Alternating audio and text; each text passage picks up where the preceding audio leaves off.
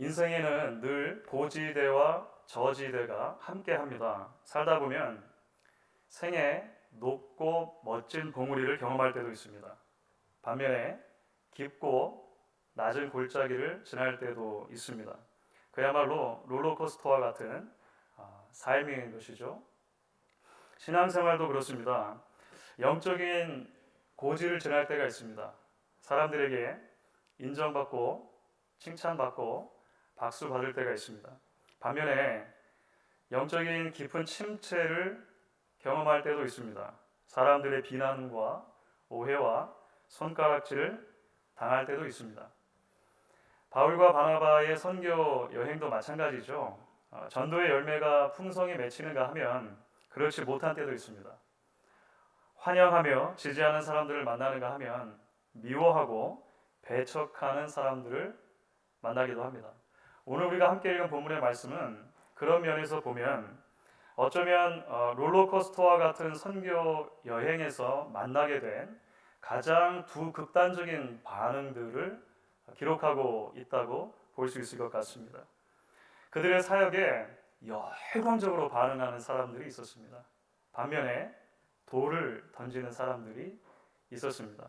그리고 오늘 우리는 이 두 극단적인 반응에 대한, 극단적인 행동에 대한 사도들의 반응을 통해서 우리 인생 가운데 그리고 믿음의 여정 가운데 섬김의 길 가운데 만나게 되는 높고 낮은 자리들을 우리는 어떻게 마주해야 할 것인가 라고 하는 통찰을 얻게 됩니다.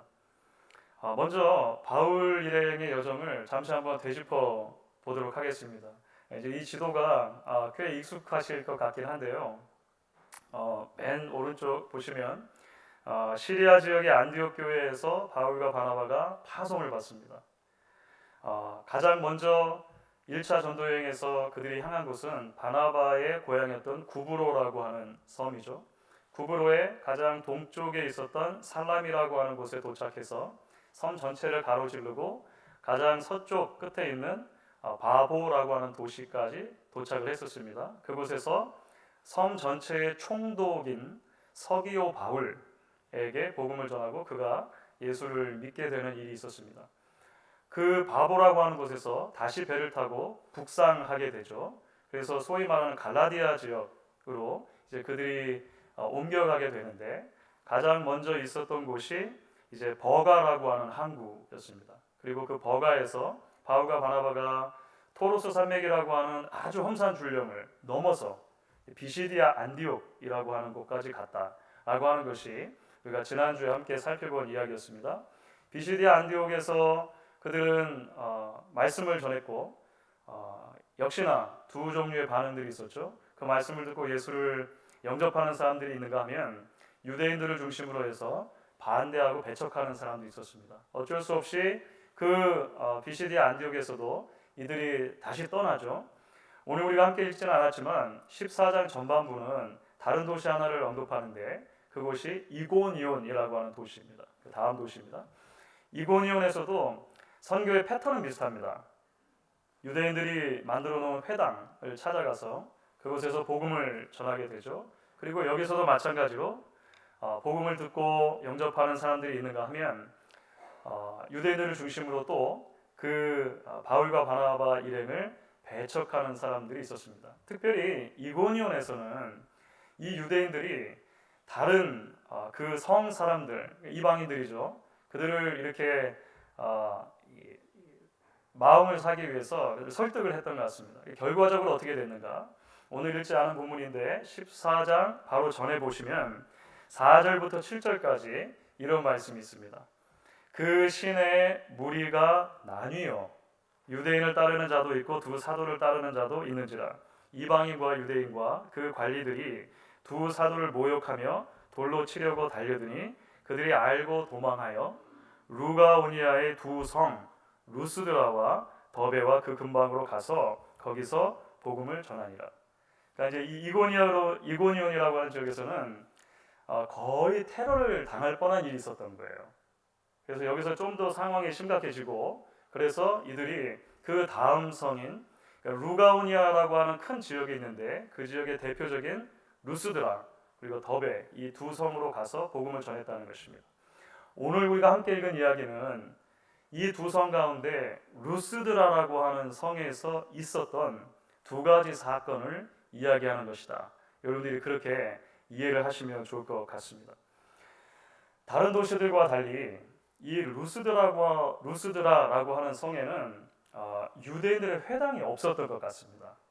조금 뒤에도 살펴보겠습니다만 그 지역은 대표적인 제우스 신을 섬기는 지역이기 때문에 그렇습니다. 그래서 평소 그들이 하던 선교 패턴과 달리 바울과 바나바가 그냥 사람들이 많이 모이는 곳으로 가서 복음을 전했던 것 같아요. 그러던 와중에 어떤 한 장애인을 발견하게 됐다는 것입니다. 오늘 이제 함께 읽은 본문에 나오는 첫 번째 이야기죠. 나면서부터 지체 장애를 가지고 있고 그래서 태어나서 한 번도 걸어본 적이 없는 어떤 사람이 있었던 거예요. 바울이 그를 보고 그에게 일어나라고 말하게 되고 그가 일어나서 걷는 어마어마한 기적이 일어나게 된 것입니다. 사도행전 이전에 어떤 이야기가 생각나지 않습니까? 그렇죠. 사도행전 3장에 예루살렘 미문 아름다운 문 곁에 있었던 다른 지체장인이 있었죠. 그때는 베드로와 요한이 이제 그 장애인을 일으켜주는 나면서부터 장애였는데 일으켜주는 사건이 있는데 굉장히 비슷한 언어로 기록이 되어져 있습니다. 그런 기적을 경험했을 때 루스드라 사람들이 어마어마하게 환호합니다. 얼마나 그들이 환호했냐면 오늘 말씀을 보면 이렇게 말했다는 거예요. 신들이 사람의 형상으로 우리 가운데 내려오셨다. 사람이 아니라는 거예요. 신들이 사람의 형상으로 잠깐 우리에게 현현했다라고 그들이 이해했다는 것이죠. 그러면서 연장자인 바나바를 좀 점잖은 사람 제우스라고 부른 거예요. 그러니까 그리스 신들 가운데 가장 큰 주신이 되는 것이죠. 바울이 주로 이제 말을 하는 역할을 감당했으니까 이 바울을 헤르메스라고 불러 주었습니다. 그리스 신화에서 신들의 전령이나 제우스의 사자, 메신저로 등장하는 인물이 헤르메스거든요. 여러분들이 좋아하시는 명품 가운데 에르메스 이 이름이 똑같은 이름인 거예요. 똑같은 이름. 네. 자, 루스드라 사람들의 반응은 어떻게 보면 굉장히 당연한 것이라고 볼 수 있습니다. 말씀드렸던 것처럼 우선 이 지역 자체가 제우스 신을 열렬하게 섬기는 지역이었다라고 하는 거예요. 이 지역에 제우스 신전이 있었습니다. 좀 이따가도 나와요. 제우스 신당이 있었고 제우스 신과 헤르메스 신이 함께 있는 모습을 만들어 놓은 조각상들이 도시 어디서나 발견될 수 있었습니다. 게다가 이 지역에는 오래전부터 내려오는 전설이 하나가 있어요. 그게 뭐냐면 옛날 옛적에 이렇게 시작하는 거 있잖아요. 옛날 옛적에 제우스와 헤르메스 신이 부르기아 지역의 산지에 사람의 모습으로 잠깐 찾아왔던 적이 있다는 거예요. 이런 전설이 있었던 거예요. 그때 사람의 모습을 가장하고 이 두 신들이 와서 가가허워 돌아다니면서 하룻밤을 묵을 곳을 찾는데 1000개의 집을 돌아다니지만 아무 집에서도 이 신들을 받아들여주지 않는 거예요. 그러다가 이제 한 노부부의 집에 이르렀는데 그 허름한 집에 이 노부부가 이들을 받아들이고 재워줍니다. 그래서 제우스 신과 헤르메스 신이 어떻게 했을까요? 그 노부부 집에 축복을 했겠죠. 그 집을 제우스 산당으로 만들어주고 신전으로 만들어주고 그들을 거부했던 나머지 1000개의 집들에 대해서는 심판을 내리고 완전히 진멸해버렸다라고 하는 전설이 있는 거예요. 그러니까 루스드라 사람들이 바울과 바나바에게 이렇게 대접을 열렬하게 하는 것은 이해가 되는 대목인 것이죠. 이 사람들이 정말로 제우스 신과 헤르메스 신의 현현이 맞다면 이들을 잘 대접하고 섬기고 이들에게 제사를 드려야만 축복을 받을 수 있기 때문에 그런 것입니다. 그래서 13절 말씀이 나오는 거예요. 자, 13절 여러분 같이 한번 읽어보도록 하겠습니다. 시외 제우스 신당의 제사장이 소와 화환들을 가지고 대문 앞에 와서 무리와 함께 제사하고자 하나. 이제 배경이 이해가 되시겠죠. 자, 바로 이때입니다. 바울과 바나바가 화들짝 놀란다는 것이죠. 그리고 이들을 극구 만류하는 장면이 오늘 우리가 함께 읽은 말씀 가운데 전반부에 등장하는 거예요. 지금까지는 아마 바울과 바나바가 무슨 일이 일어나고 있는지 잘 몰랐던 것 같아요. 왜냐하면 오늘 11절 말씀에서도 기록하고 있는데 이들이 처음에 너무 깜짝 놀라가지고 신들이 사람의 형상으로 내려오셨다. 이 사람은 제우스고 저 사람은 헤르메스다라고 하는 말을 하는데 그 지역 방언으로 했다는 거예요. 그 지역은 루가오니아 방언이라고 하는 특별히 다른 말을 썼던 것 같아요. 그러니까 바울과 바나바가 알아들을 수 있는 언어의 범주에 들어있지 않은 거예요. 헬라어도 아니고 아람어도 아니고 라틴어도 아니니까 받아들일 수 없는 거예요. 이게 무슨 말인지를 모르고 있다가 그들이 제사장들을 앞세워서 소와 화환들을 가지고 집 앞까지 찾아오고 그들에게 제사를 드리려고 할 때 비로소 깨달은 것 같다는 것이죠. 아이들이 지금 우리를 신이라고 생각하는 거구나. 우리에게 제사를 드리려고 하는 거구나 라고 하는 것을 그들이 깨달은 것이죠. 바울과 바나바가 가장 먼저 보인 반응이 무엇이었는지 아십니까? 오늘 말씀을 보면 옷을 찢는 것입니다. 옷을 찢는다는 것은 유대인들의 관습으로 보면 신성 모독의 말을 들었을 때 보일 수 있는 가장 첫 번째 반응입니다. 가장 자연스러운 행동입니다.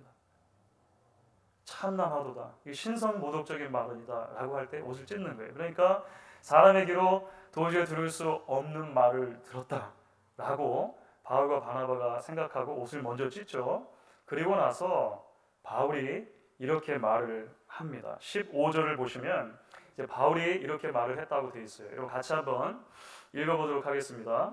이르되 여러분이여 어찌하여 이러한 일을 하느냐. 우리도 여러분과 같은 성정을 가진 사람이라. 여러분에게 복음을 전하는 것은 이런 헛된 일을 버리고 천지와 바다와 그 가운데 만물을 지으시고 살아계신 하나님께로 돌아오게 함이라. 여러분, 우리는 숭배를 받을 만한 존재가 아닙니다. 우리도 여러분들과 똑같은 사람입니다. 여러분의 시선을 살아계신 하나님께로 향하십시오. 아들을 주시기까지 죄인을 사랑하신 참 신에게 돌아오십시오. 그것이 저희가 여러분들에게 온 이유입니다. 우리를 예배할 것이 아니라 하나님께로 여러분들의 시선을 집중하십시오. 겨우 그들을 말려요. 그리고 제사하는 것을 막았다는 것입니다. 사랑 여러분, 우리는 이 루스드라 사람들의 이 첫 번째 반응 속에서 복음 전하는 이들을 향해서 인간이 보일 수 있는 하나의 극단적인 반응을 본다고 생각합니다. 그러니까 아주 극단적인 반응인 것이죠. 메시지가 아니라 메신저를 신격화하는 것입니다. 사람을 신의 자리에까지 높이 올려놓고 사람을 절대화하는 것입니다. 여러분, 물론 이런 현상은 우리가 소위 사이비 혹은 이단 종교라고 하는 곳에서 흔히 발견되는 모습이긴 합니다. 교주인 한 사람을 신의 자리에 올려놓고 그를 절대적으로 숭배하는 것이죠. 얼마 전에도 잠깐 말씀드렸던 브라질에 있었던 그 돌나라 오아시스 사건이 있었다고 했잖아요. 그런 집단들이 대표적이라고 할 수 있을 거예요. 하지만 여러분, 사실 얼마든지 정도의 차이는 있지만 이런 현상은 개신교 안에서도 찾아볼 수 있는 것입니다. 소위 바른 복음을 붙들고 있다는 교회들에게서도 종종 발견되곤 하는 모습일 수 있다고 하는 거예요. 가장 많은 경우에 담임 목사의 권위가 절대화되는 일들을 우리는 여전히 봅니다. 나아가서 사회적인 지위가 높으면 교회 안에서도 그렇게 대접받아야 한다고 생각하는 문화가 교회 안에 있을 수 있습니다. 하나님, 사장 왔습니다. 하나님, 장군 왔습니다. 국회의원 왔습니다. 할 수 있는 것이죠. 돈이 많은 사람이 교회에서도 가장 큰 영향력 있는 사람이 자연스럽게 되어버리는 경우들이 있을 수 있습니다. 물론 이렇게 생각할 수도 있겠죠. 바울과 바나바가 루스드라 사람들의 그런 행동을 좀 더 긍정적으로 받아들여 가지고 복음 전도에 사용할 수도 있지 않았을까? 이렇게 생각할 수 있다라고 하는 것입니다. 이왕에 사람들이 받아들여주고 인정해주고 권위를 부여주었으니까. 여러분, 권위를 얻는다는 것은 대단히 힘든 일이거든요. 오랜 시간에 걸쳐서 관계를 통해서 권위를 얻는 것입니다.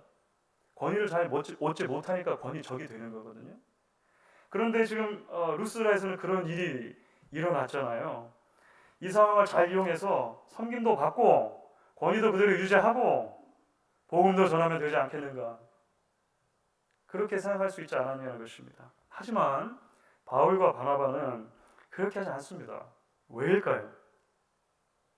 그렇게 그들이 높아지는 것이 하나님 나라 확장의 가장 큰 위험 요소가 된다는 것을 알았기 때문입니다.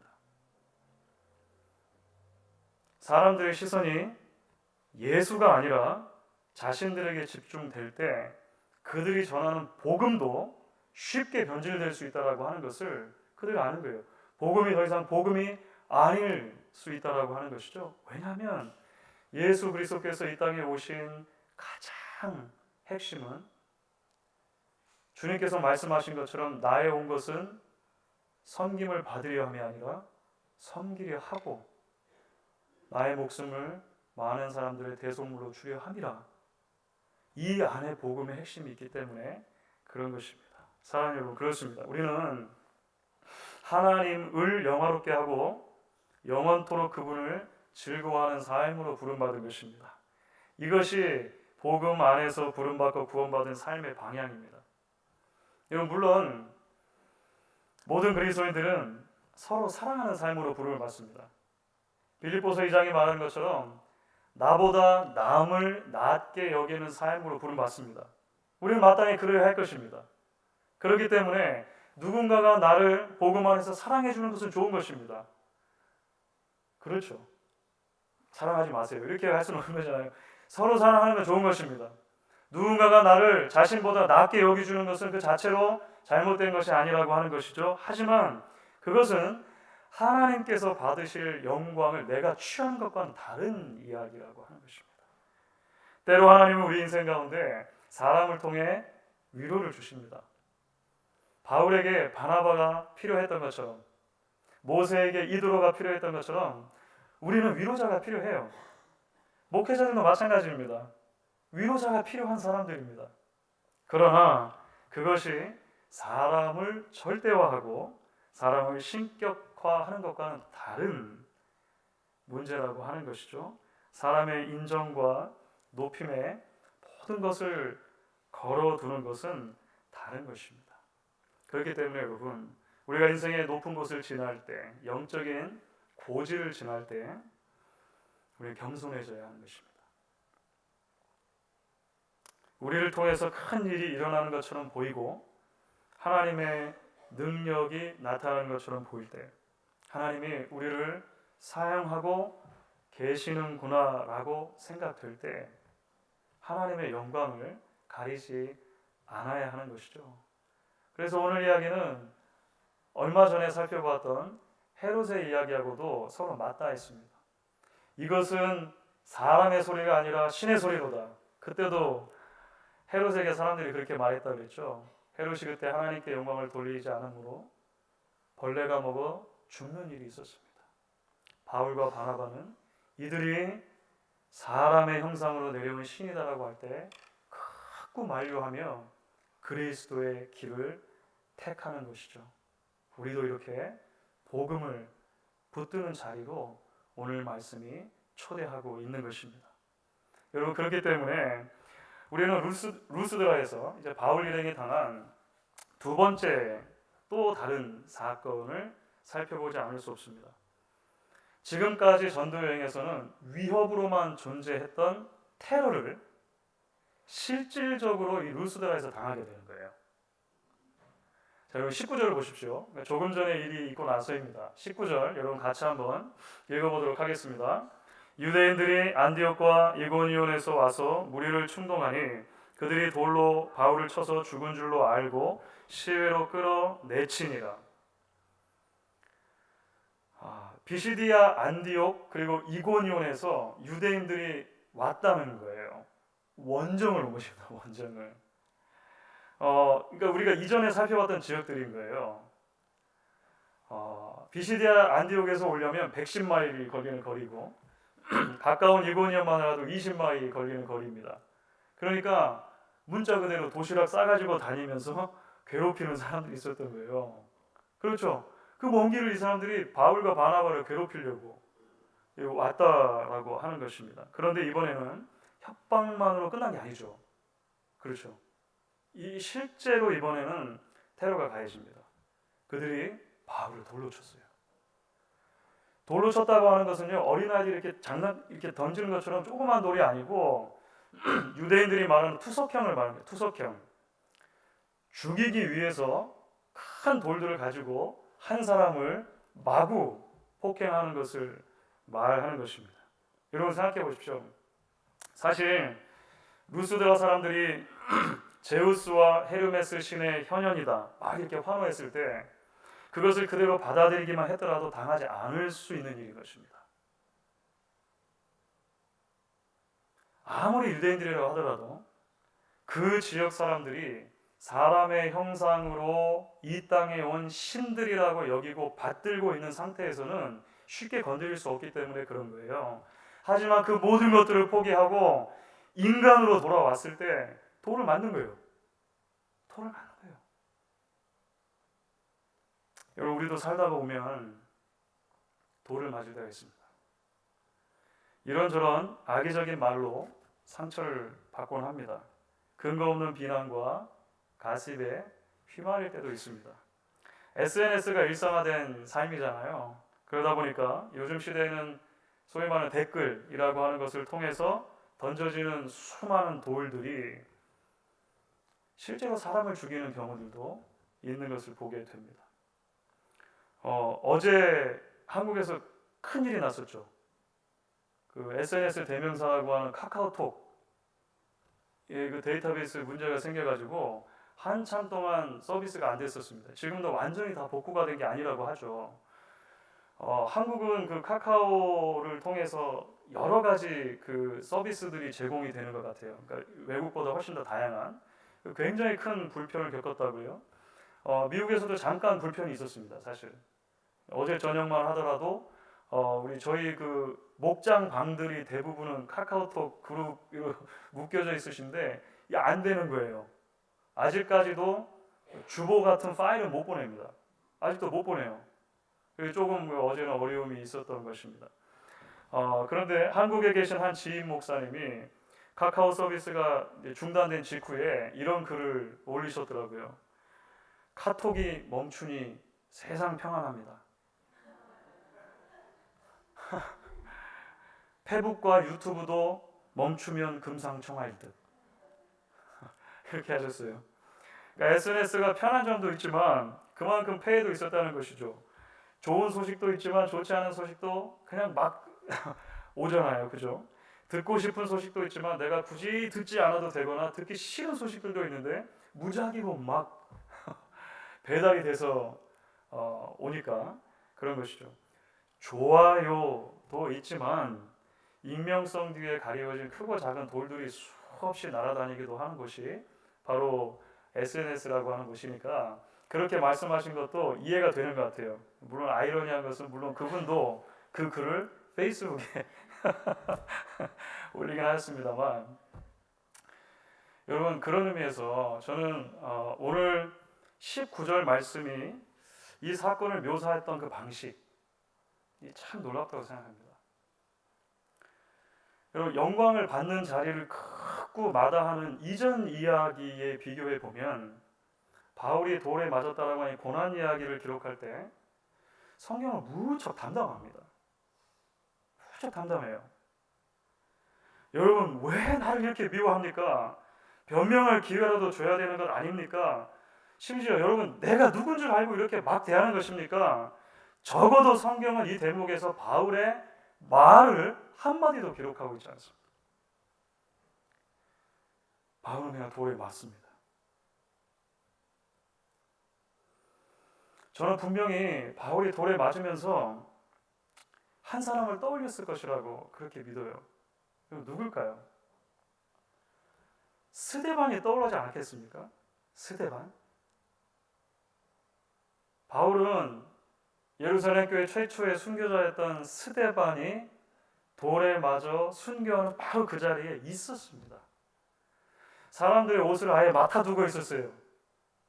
그리고 그 곁에서 스데반이 죽어가면서도 수많은 돌에 맞아서 여기 터지고 저기 터지고 피를 철철 흘리는 가운데도 하늘을 우러이며 이렇게 말하는 것을 들었어요. 주여 내 영혼을 받으시옵소서. 주여 이 죄를 저들에게 돌리지 마옵소서. 스데반은 그 모습이 돌을 막 맞으면서 바울에게 떠올랐을 것이라고 저는 그렇게 생각해요. 본인도 말하고 싶었을지도 몰라요. 주여 이 죄를, 기절해 버렸어요. 채 말도 하기 전에. 나아가 주 예수 그리스도가 생각났을 것입니다. 그가 다메섹 도상에서 만났던 그 부활하신 주님이 생각났을 거예요. 스스로 영광을 취하기보다 아버지의 뜻 가운데 죄인을 위해서 고난당하신 주님. 그래서 십자가 위에서 비슷한 말씀이죠. 아버지 저들을 사하여 주옵소서. 자기들이 하는 것을 알지 못함이니이다. 아버지 내 영혼을 아버지 손에 부탁하나이다. 이 말씀을 분명히 기억했을 것입니다. 이후에 어떤 일이 일어나는가? 마찬가지입니다. 사도행전은 이후에 일어난 일을 기록하는 데 있어서도요 굉장히 덤덤합니다. 사실 이후에 여러 가지 일이 있었거든요. 사람들은 바울이 죽었다고 생각했어요. 죽었다고 생각했습니다. 그래서 피투성이가 된 만신창이가 된 바울을 성 밖으로 끌어내서 그냥 아무데나 버려버립니다. 아마 무용구 시신을 그렇게 처리하는 그런 그 쓰레기장 같은 데가 덤스터 같은 데가 있었던 것 같아요. 그냥 내다 버린 거예요. 내다 버려요. 바울을 염려하는 사람들, 제자들 몇 명이 바울을 둘러싸고 그를 보고 있습니다. 이거 어떻게 해야 되는가? 그런데 바울이 갑자기 눈을 뜨는 거예요. 죽은 게 아니었던 거죠. 기절했던 거예요. 사실 거의 죽을 뻔했겠죠.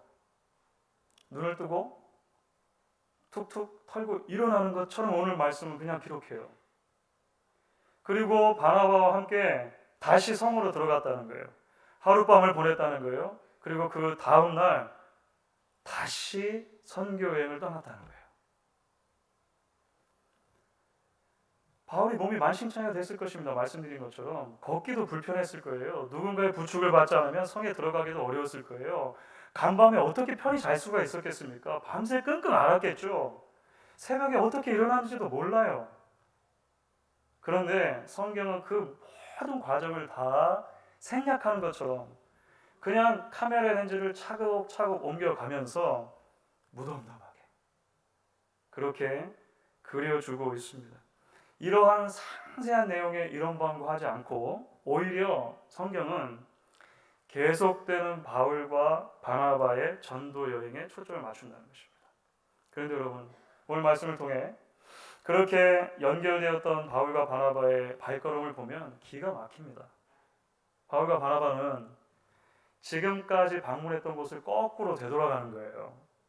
거꾸로.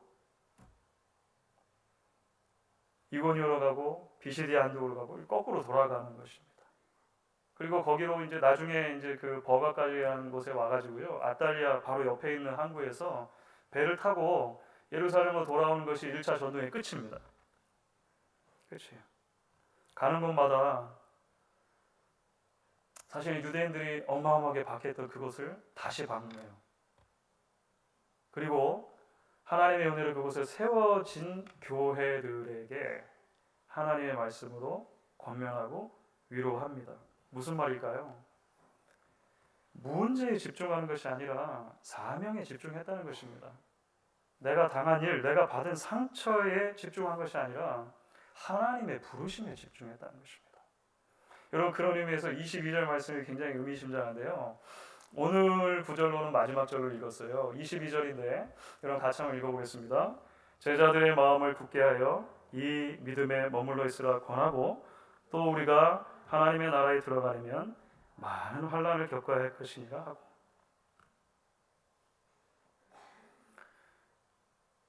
돌 맞는 사건을 기록하는 데서 유일하게 기록된 바울의 말입니다.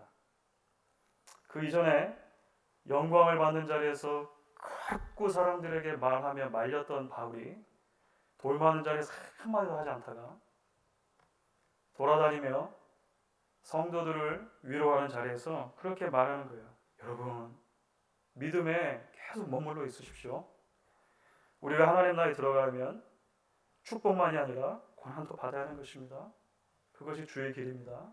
그렇게 권면했다는 것입니다. 주 안에 사랑하는 여러분, 오늘 우리 함께 나눈 말씀은 영광의 자리를 지날 때, 그리고 고난의 자리를 지날 때 우리가 어떻게 계속 믿음에 머물러 있을 것인가를 도전합니다. 영적인 고지에서도 겸손한 사람을 주님은 찾으십니다.